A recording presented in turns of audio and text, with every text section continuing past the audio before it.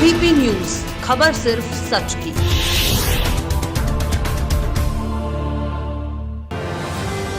समर्थकों संग जनता से तन मन धन से सहयोग और आशीर्वाद मांगते हुए नंगे पैर एक हाथ थाली लेकर याचना करके दूसरे हाथ माला लेकर जय श्री कृष्ण जय हो द्वारकाधीश का जाप करते निर्दलीय प्रत्याशी चंद्रमणि पांडे सुदामा नामांकन स्थल पर पहुंचकर एक सेट में अपना नामांकन पत्र दाखिल किया।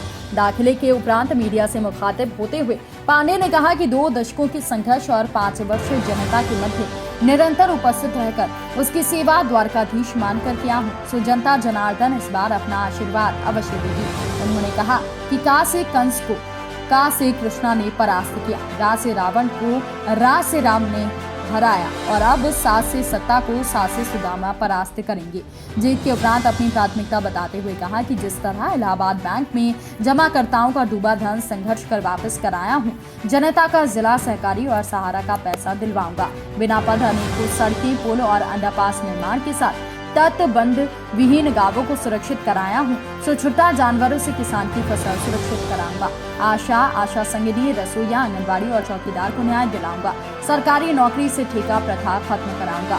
विकास के मूल आयाम शिक्षा चिकित्सा की स्थिति में सुधार लाकर निःशुल्क गुणवत्तापूर्ण शिक्षा चिकित्सा उपलब्ध कराऊंगा। और साथ ही साथ उन्होंने आगे कहा कि बड़े दलों और नेताओं पर प्रहार करते हुए कहा कि ये जनता को भिखारी समझ खैरात और खैराती योजना लाते हैं। हम जनता को जनार्दन माने तन मन धन से सहयोग और आशीर्वाद लेने आए हैं ताकि विधानसभा में इनकी न्यायिक मांगों पर पुरजोर ढंग से मैं उठा सकूं। उन्होंने कहा कि आज हरैया में किसी भी राजनीतिक दल ने 5 साल से जनता के मध्य उपस्थिति दर्ज कराने वाले कार्यकर्ता को टिकट नहीं दिया है। ऐसे में कार्यकर्ताओं को सम्मान न दे पाने वाले जनता से क्या वादा कितना पूरा करेंगे।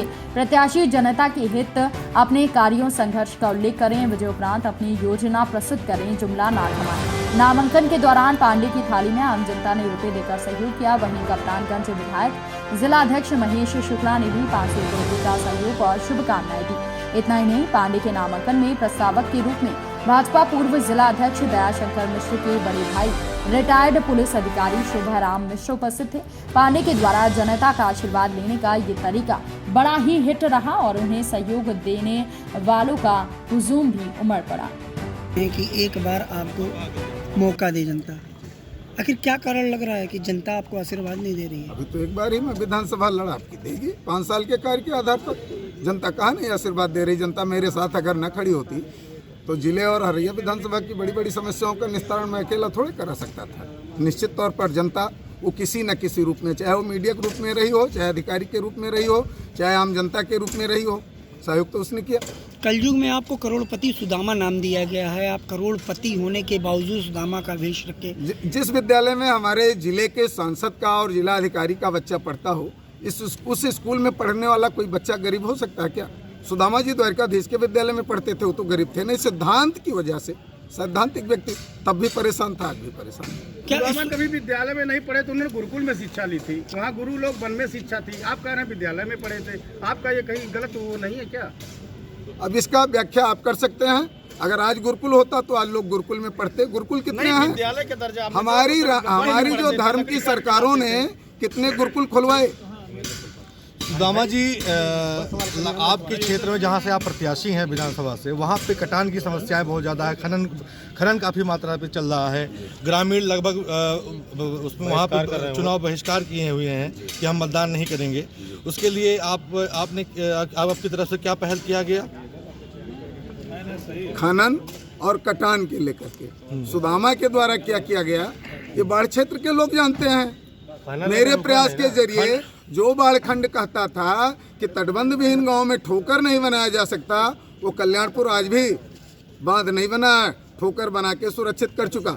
और मैं 2013 से लगातार सत्ता से कहता रहा कि घाघरा की धारा जो 2 भागों में विभक्त है, एक फैजाबाद जिले की तरफ जाती है, एक बस्ती की तरफ, बीच का जो रेत का मलबा है उसकी ड्रेजिंग कराइए, बालू की किल्लत भी समाप्त होगी। और जब बीच में खुलेआम छूट होगा खुदाई का तो किनारे अवैध खनन नहीं होगा। अवैध खनन के पीछे सत्ता और हमारे प्रशासन दोनों जिम्मेदार। नए पहले की बात नहीं कर रहा हूँ, अभी की जो वर्तमान में इस समय जो स्थितियाँ हैं मैं उससे बात कर रहा हूँ। जो वहाँ पे जो ग्रामीण मतदान बहिष्कार किए हैं उनके लिए आप क्या जनता के बीच में, जनता के बीच में अगर तटबंध विहीन गाँव और घाघरा तट पर बसे गाँव को लेकर के मैंने संघर्ष किया है, तो उम्मीद करें कि उनके समस्या का समाधान ये सुदामा निश्चित कराएगा, परिणाम कुछ भी हो।